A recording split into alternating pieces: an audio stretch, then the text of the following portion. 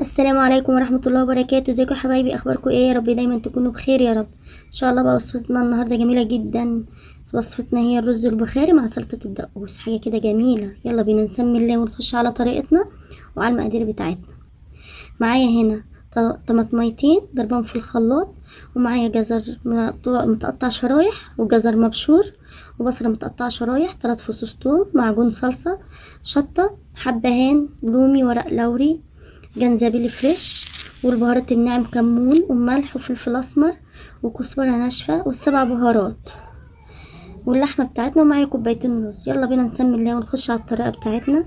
جبت حلة على النار، حطيت فيها الزيت بتاعي او السمن زي ما تحبي، وهنزل بالجزر اللي هو متقطع شرايح. هبدأ ان انا اشوحه في الزيت لحد ما يدبل معايا خالص.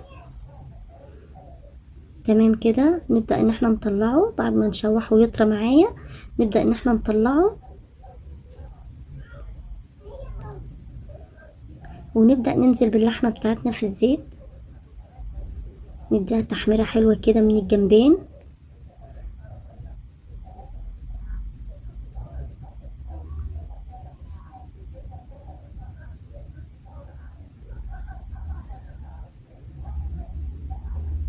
بسم الله ما شاء الله، جميل كده. خلاص هنبدأ نقلبها على اليمة التانية. ما شاء الله خدت لون حلو قوي اهوت.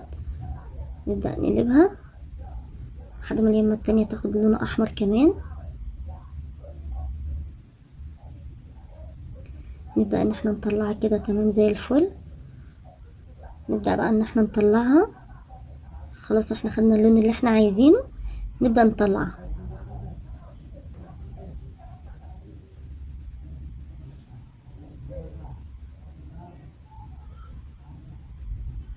بعد ما نطلعها من الزيت نبدأ ننزل البصلة المبشورة بتاعتي اللي هي متقطعة شرايح لحد ما تدبل معايا، واروح نازلة بالورق اللوري واللومي والحبهان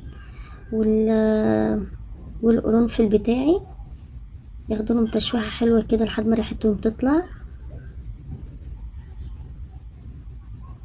تمام. هنا نزلت بالفصين التوم بتاعوت المهروسين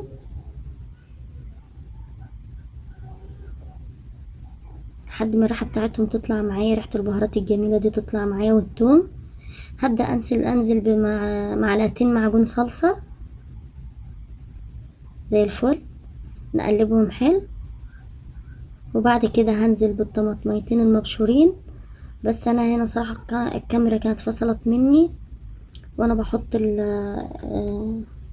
الطماطميتين المبشورين، فانا حطيتهم هما والبهارات واسيبهم لحد ما يتسبكوا. حطيت البهارات الناعم كمون ملح فلفل اسمر كزبرة ناشفة والسبع بهارات. وبعد كده نص الجزر المبشور خدته حطيته على الصلصة. بعد كده هنزل باللحمة بتاعتي تاني في التتبيلة الجميلة دي. يا سلام. هقول لكم بعد كده ان شاء الله هنعمل ايه بنص الجزر التاني المبشور. هنهدي النار على اللحمة والتتبيلة الحلوة دي كده، هنهدي عليها النار لما ياخدوا من بعضهم كده ويشربوا من بعضهم. هنا انا حطيت الجنزبيل الفريش وقرن شطة، والشطة دي اختياري، عايزة تحطي حطي، مش عايزة براحتك. كده بعد ما تشوحوا معايا تمام زي الفل اهو، نسمي بسم الله وننزل بالمية الدافية بتاعتنا اللي هي الشوربة. بسم الله. ونسيب بقى اللحمة بتاعتنا لحد ما تستوي خالص السوا بتاعها. وبعد كده نشوف هنعمل ايه. ما شاء الله الله اكبر، هي استوت خلاص اهي. هبدأ اطلعها ونشيل اي بهارات خشن في الشوربة، نشيله عشان لما نيجي ناكل الرز ما يجيش يعني واحنا بناكل في بقنا. ما شاء الله. بعد كده هبدأ ان انا انزل بالرز بتاعي.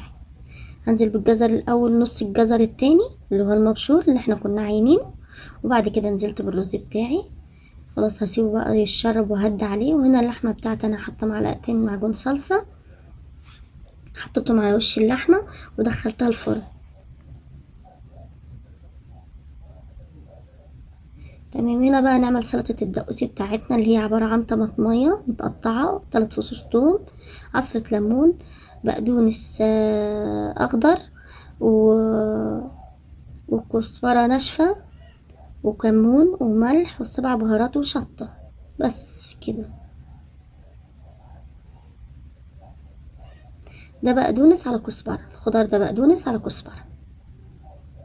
انا بحب احط الاتنين، هو المفروض كزبرة بس انا بحب احط بقدونس على كزبرة. ونحط البهارات بتاعنا اللي هو عبارة عن كمون وكزبرة ناشفة والسبع بهارات والملح وليمون، ليمونة كاملة. ونخلط الحاجات الجميلة دي كلها مع بعض. مش قادرة اوصفلك الريحة بتاعتها عاملة ايه. دي طبعا ممكن تاكليها جنب اي اكل، تفتح نفس جدا للاكل، مش شرط الرز البخاري. ممكن الكبسة، ممكن فراخ مشوية تتحط جنب الفراخ المشوية، برضو جميلة جدا. ما شاء الله. كده هي خلصت برضو معانا. ننزل في الطبق بيها بقى، نركنها على جنب لحد ما الرز بتاعنا يستوي. ونطلع اللحمة بتاعتنا من الفرن. طبعا احنا حاطين اللحمة في الفرن، احنا مش بنسيبها كتير، يا دوبك تاخد لون بسيط كده عشان ما تنشفش معانا.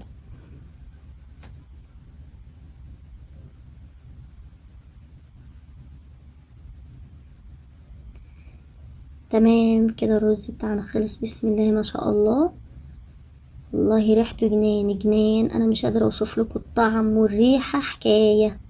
ما شاء الله. شفتوا لونه؟ لونه جميل جدا، حلو قوي. والفلفل الشطه ده بقى بيديله طعم حلو. ادي الجزر اللي احنا كنا مدبلينه في الاول في الزيت، الجزر ده مع سلطه الدقوس ومعلقه الرز، جميل جميل جميل جميل بجد. اللحمه بتاعتنا بعد ما طلعت من الفرن اهي، انا مش منشفه عليها، يا دوبك خدت لون اهو. ما شاء الله. انا حطيت زبيب، وده اختياري، عايزه تحطي حطي، مش عايزه براحتك. تمام احنا كده خلصنا. يا رب يا حبايبي لو الفيديو عجبكم يا ريت تدعموني بالاشتراك واللايك، وما تنسونيش بتفعيل زر الجرس عشان يوصلكوا كل جديد مني. ويا رب الفيديو يعجبكم يا رب. والسلام عليكم ورحمة الله وبركاته. باي باي حبايبي.